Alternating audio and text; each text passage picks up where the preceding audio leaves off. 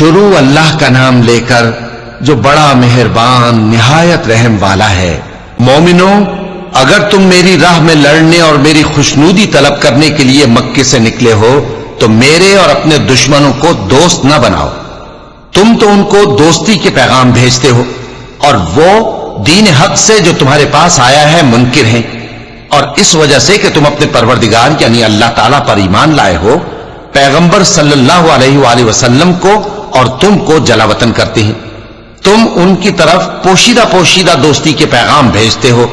اور جو کچھ تم مخفی طور پر اور جو علل اعلان کرتے ہو وہ مجھے معلوم ہے، اور جو کوئی تم میں سے ایسا کرے گا وہ سیدھے رستے سے بھٹک گیا۔ اگر یہ کافر تم پر قدرت پالیں تو تمہارے دشمن ہو جائیں، اور ایذا کے لیے تم پر ہاتھ بھی چلائیں اور زبانیں بھی، اور یہ چاہتے ہیں کہ تم کسی طرح کافر ہو جاؤ۔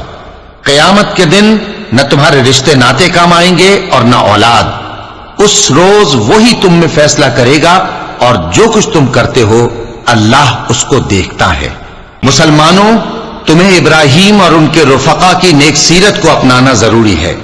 جب انہوں نے اپنی قوم کے لوگوں سے کہا کہ ہم تم سے اور ان بتوں سے جن کو تم اللہ کے سوا پوجتے ہو بے تعلق ہیں، ہم تمہارے معبودوں کے کبھی قائل نہیں ہو سکتے، اور جب تک تم ایک اللہ پر ایمان نہ لاؤ ہم میں تم میں ہمیشہ کھلم کھلا عداوت اور دشمنی رہے گی۔ ہاں، ابراہیم نے اپنے باپ سے یہ ضرور کہا تھا کہ میں آپ کے لیے مغفرت مانگوں گا، اور میں اللہ کے سامنے آپ کے بارے میں کسی چیز کا کچھ اختیار نہیں رکھتا۔ اے ہمارے پروردگار،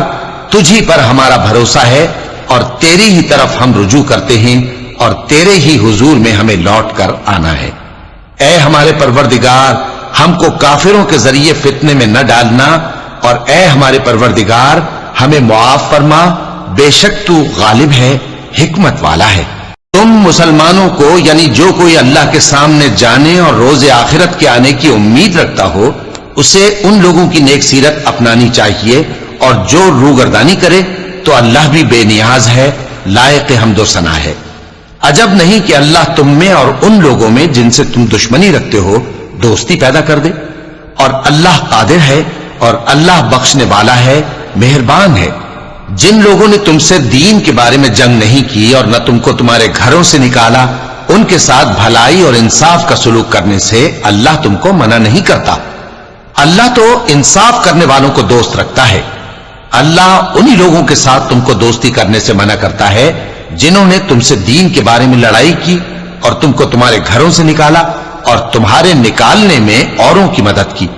تو جو لوگ ایسوں سے دوستی کریں گے وہی ظالم ہیں۔ مومنوں، جب تمہارے پاس مومن عورتیں وطن چھوڑ کر آئیں تو ان کی آزمائش کر لو، اور اللہ تو ان کے ایمان کو خوب جانتا ہے۔ سو اگر تم کو معلوم ہو کہ وہ مومن ہے تو ان کو کفار کے پاس واپس نہ بھیجو کہ نہ یہ ان کو حلال ہیں اور نہ وہ ان کو حلال ہیں، اور جو کچھ انہوں نے ان پر خرچ کیا ہو وہ ان کو دے دو، اور تم پر کچھ گناہ نہیں کہ ان عورتوں کو مہر دے کر ان سے نکاح کر لو،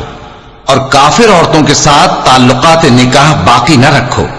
یعنی انہیں کفار کو واپس دے دو، اور جو کچھ تم نے ان پر خرچ کیا ہو تم ان سے طلب کر لو،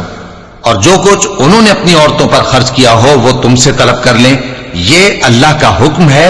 جو تم میں فیصلہ کیے دیتا ہے، اور اللہ جاننے والا ہے، حکمت والا ہے۔ اور اگر تمہاری بیویوں میں سے کوئی تمہارے ہاتھ سے نکل کر کافروں کے پاس چلی جائے اور اس کا مہر وصول نہ ہوا ہو، پھر تم ان سے جنگ کرو اور ان سے تم کو غنیمت ہاتھ لگے، تو جن کی بیویاں چلی گئی ہیں ان کو اس مال میں سے اتنا دے دو جتنا انہوں نے خرچ کیا تھا، اور اللہ سے جس پر تم ایمان لائے ہو ڈرتے رہو۔ اے پیغمبر صلی اللہ علیہ وآلہ وسلم، جب تمہارے پاس مومن عورتیں اس بات پر بیعت کرنے کو آئیں کہ نہ تو اللہ کے ساتھ شرک کریں گی، نہ چوری کریں گی، نہ بدکاری کریں گی، نہ اپنی اولاد کو قتل کریں گی، نہ اپنے ہاتھ پاؤں کے درمیان کوئی بہتان باندھ لائیں گی، اور نہ نیک کاموں میں تمہاری نافرمانی کریں گی، تو ان سے بیعت لے لو اور ان کے لیے اللہ سے بخشش مانگو، بے شک اللہ بخشنے والا ہے، مہربان ہے۔ مومنوں، ان لوگوں سے جن پر اللہ غصے ہوا ہے دوستی نہ کرو، کیونکہ جس طرح کافروں کو مردوں کے جی اٹھنے کی امید نہیں، اسی طرح ان لوگوں کو بھی آخرت کے آنے کی امید نہیں۔ صدق اللہ العظیم.